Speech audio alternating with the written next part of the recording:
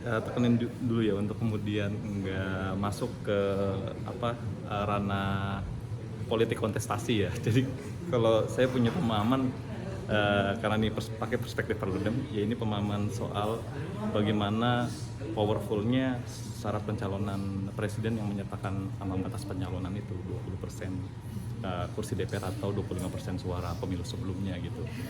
Nah sayangnya memang di momen ini untuk merevisi itu ya, kalau misalnya Presiden Joko Widodo mau mencontoh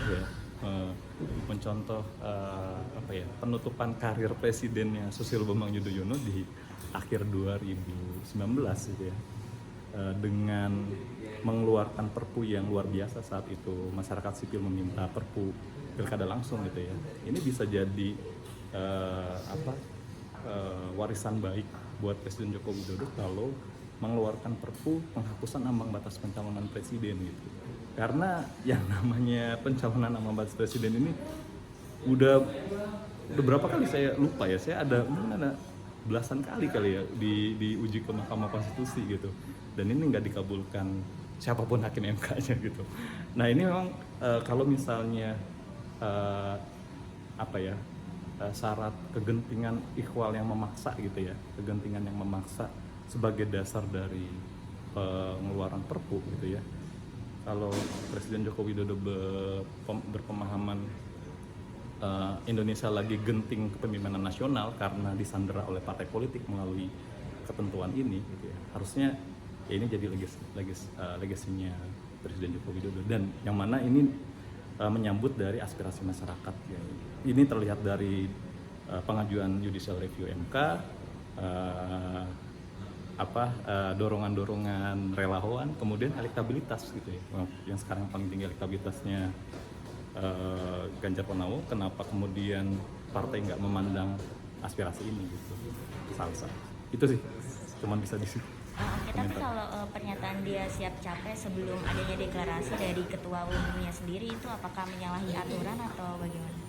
Di undang-undang dia sebagai kepala daerah, di undang-undang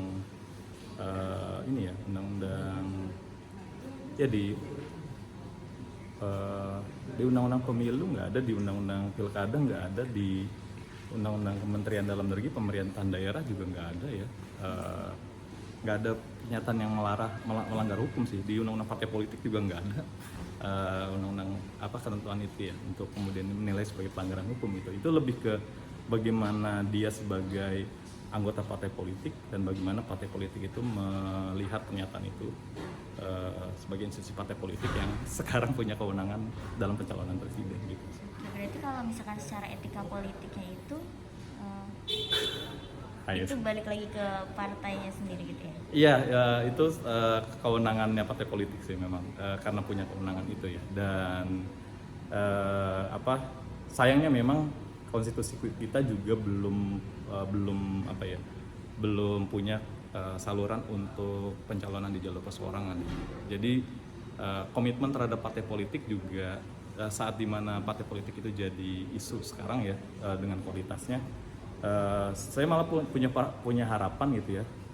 Tadi ya, Party ID Indonesia yang sekarang ini di angka 7 itu di 2024 tuh makin banyak di mana figur kayak orang partai kayak Ganjar Pranowo atau kepala daerah yang juga anggota partai itu ya, yang berkualitas, itu bikin kita punya perhatian sama partai politik dan mau gabung ke partai politik gitu ya. Tapi ya itu ada dua keadaan yang ditopang sama undang-undang, padahal keadaan ini nggak kita harapkan gitu.